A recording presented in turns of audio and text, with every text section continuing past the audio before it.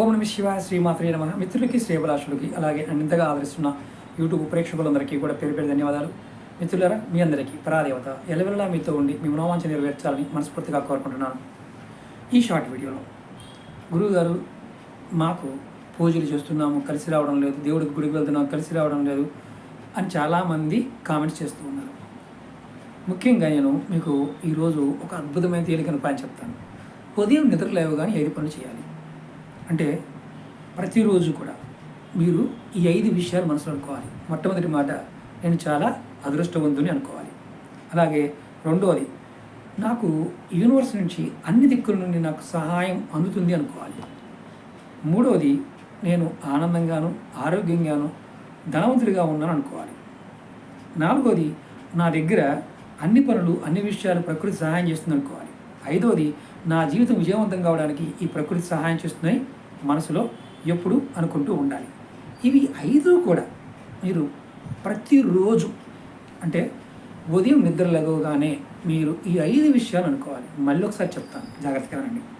అంటే ఉదయం నిద్ర లేచిన తర్వాత కొంతమంది దేవుని తలుచుకుంటారు, సంకల్పం చెప్పుకుంటారు. అలాగే మీరు సంకల్పం చెప్పుకోలేని వారు నిద్ర లేచిన తర్వాత ఇలా చేతులు చూసుకొని అనుకోండి, నేను అదృష్టవంతుడిని, నాకు అదృష్టం కలిసి వస్తుంది.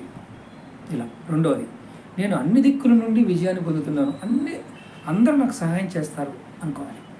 మూడవది, నేను ఆనందంగా ఉన్నాను, ఆరోగ్యంగా ఉన్నాను, శ్రేయస్కరంగా ఉన్నాను, అంటే ధనవంతుడిగా ఉన్నాను, డబ్బు బాగా సంపాదించగలుగుతున్నాను, నాకు అన్నీ వస్తున్నాయి అనుకోవాలి. అంటే మీకు వస్తున్నట్టు మీరు భావించాలి. నాలుగవది, నా దగ్గర అన్ని పనులు అన్ని విషయాలు మంచిగా జరుగుతున్నాయి అనుకోవాలి. ఐదవది, నా జీవితంలో నేను విజయవంతం కావడానికి, అంటే నేను విజయం పొందడానికి ఈ ప్రకృతి విశ్వం నాకు సహాయం చేస్తుంది అనుకోవాలి. ఇది సంకల్పం. ఇలా మీరు చేసి చూడండి, ప్రతిరోజు చేయండి. ఈ 5 విషయాలు చేసిన వారికి, ఇలా 5 సార్లు మనసు తలుచుకున్న వారికి, వాడి జీవితంలో వాడు సాధించలేనిదంటూ ఏది ఉండదు. ప్రతిదీ కూడా ప్రకృతి తీసుకొని చేతులు పెడుతుంది.